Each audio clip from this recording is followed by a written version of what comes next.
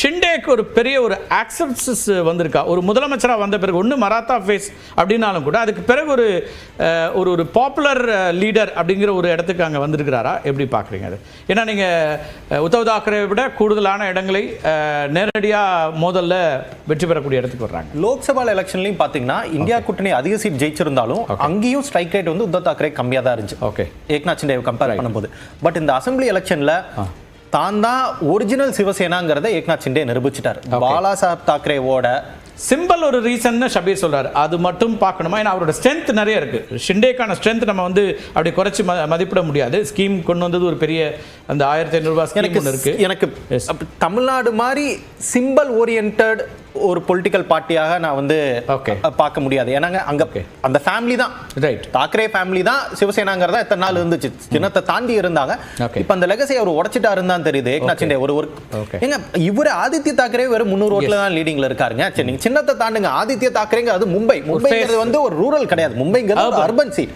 அர்பன்ல யாரும் சின்னத்தை வச்சு ஓட்டு போட மாட்டாங்க. அது வந்து ஃபேஸ் தான். அங்கேயே வந்து ஆதித்ய தாக்கரே வெறும் 300 ஓட்டுல லீடிங் இருக்காங்கன்னா சின்னத்தை தாண்டி ஒரு கம்ப்ளீட் லெகசியை வந்து ஏக்நாத் ஷிண்டே எடுத்துட்டாரு.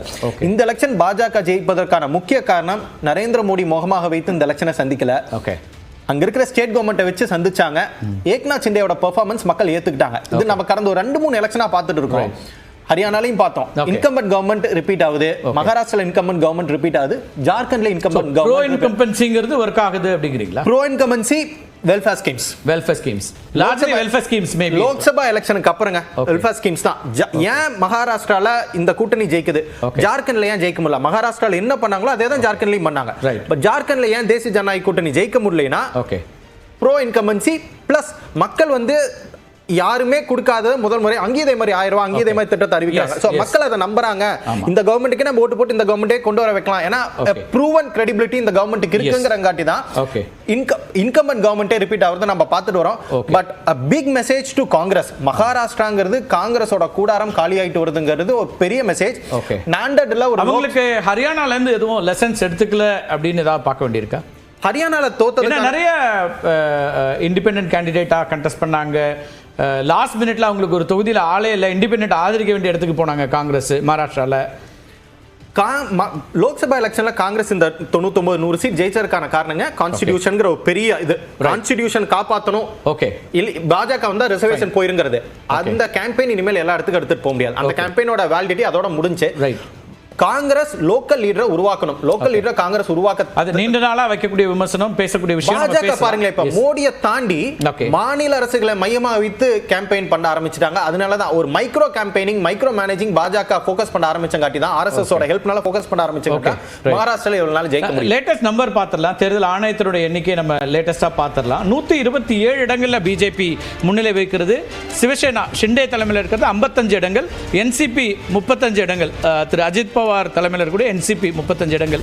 கிட்டத்தட்ட இதுவே 50, 80, 90, 200 கிராஸ் பண்ணக்கூடிய இடத்துக்கு கூட்டணியாக வந்திருக்கிறது. இப்போ முக்கியமான கேள்வி திரு கருநாகராஜ் அவர்களுக்கு எழுந்திருக்கிறது. பிஜேபிக்கும் வந்திருக்கும். முதலமைச்சர் யார் சார்? முதலமைச்சர் பேசி முடிவு பண்ணுவாங்க. ஏற்கனவே தேர்தலில் பேச சொன்னாங்க. தேர்தல் கூட்டணியில் எந்த குழப்பம் இல்லை, எந்த இடங்கள் முடிவு பண்ணுறதுல எந்த குழப்பம் இல்லை. மிக தெளிவாக இந்த தேர்தலில் தேசிய ஜனநாயக கூட்டணி சதிச்சாங்கிறதுல யாருக்கு எந்த மாறுபட்ட கருத்து இருக்கக்கூடாது. ரெண்டாவது, அருணன் போன்றவர்கள்லாம் இந்த தேர்தல் முடிவை பற்றி பேசும்போது அந்த மதவாதம், அந்த மத தீவிரவாதத்திலேயே ஊறி போன கம்யூனிஸ்ட் கட்சி அதை பற்றியே பேசுறது வேதனையாக இருக்குது. நேற்றைக்கு பம்மலில் நாங்கள் ஒரு டிஜிபிட்ட ஒரு மனு கொடுத்துட்டு வந்தோம். எங்களுடைய மூத்த தலைவர் H. ராஜா அவர்களை போலீஸ் பாதுகாப்பை நீக்கிட்டீங்கன்னா 24 மணி நேரத்தில் அவரை கொன்று விடுவேன், உயிரோடு இருக்க முடியாது, இந்த ஊரில் நடமாட முடியாதுன்னு சொல்லக்கூடிய மீட்டிங் போட்டு பேசுகிற மேடையில் 2 சட்டமன்ற உறுப்பினர் இருப்பாங்க. ஜவஹர்லால் இருக்காரு, கருணாநிதி பல்லாவரம் தொகுதி MLA இருக்கார். இதெல்லாம் வேடிக்கை பார்த்துக்கிட்டு இருக்க அருணன் இங்கே வந்து மகாராஷ்டிரா பற்றி பேசுறது வேடிக்கை. யாரோ பொதுவான ஒரு நபர்னு ஜவஹர்னு ஒருத்தரை கூப்பிடுறீங்க. அமெரிக்காவில் இருக்க ஜார்ஜ் போரஸ்ல இருந்து இங்க இருக்கிற ஜவஹர் வரைக்கும் அதானி ஞாபகம் தான் உங்களுக்கு இருக்கு. அவர் வந்து அதானியில் அப்படியே பொதுவான 25 வருஷமா சொல்றேன். யாருன்னு சொல்றேன், யாரு சார் எனக்கு தெரியாது. உங்களுக்கு தெரியும். தமிழ்ச்செல்வன் அவர்களுக்கும் அவர் வந்து நெருக்கமான நண்பர் உங்க கவனத்துக்கு. அப்படி இல்ல, அவர் தமிழ்ச்செல்வன் அவருக்கு தமிழர்கள் அதிகம் வசிக்கிற பகுதின்னு சொன்னார். தமிழகம் மட்டும் இல்ல, அவருடைய தொகுதியில தமிழ்நாட்டை சேர்ந்தவங்க 12,000 பேர் தான்.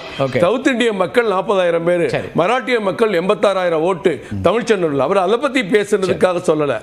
இப்படி சொல்ல வரும்போது என்னதான் சொல்ல வர்றீங்க? இந்த நாட்டுல ஒரு பெரும்பான்மை மக்களுக்காக இல்ல ஒவ்வொருத்தர சொல்லி பெரும்பான்மை மக்களுக்காக பேசுறது தவறுங்கிறார். அவரு அதானி வந்து தெலுங்கானா முதலமைச்சரை பார்த்து 100 கோடி கொடுக்கறத பத்தி உங்களுக்கு தெரியல. தமிழ்நாட்டில் வந்து முதலமைச்சர் மருமகனை ஏன் சந்திச்சான்னு ஒரு ஜூனியர் விடன் மாதிரி லீடிங் பத்திரிகையில் அட்டப்பட கட்டுரை போடுறாங்க. அதை பத்தி யாரும் பேச விரும்பல. ஆனா இங்க வந்து ராகுல் காந்தி சொல்ற மாதிரி எல்லாரும் சொல்லிட்டு இங்க வந்து ஏமாத்துறத மக்கள் எத்தனை நாளைக்கு நம்புவாங்க? ஒரு அதிக பெரும்பான்மை உள்ள மக்களுடைய பாதுகாப்பை நலனை முன்னிறுத்தி பேசுவது.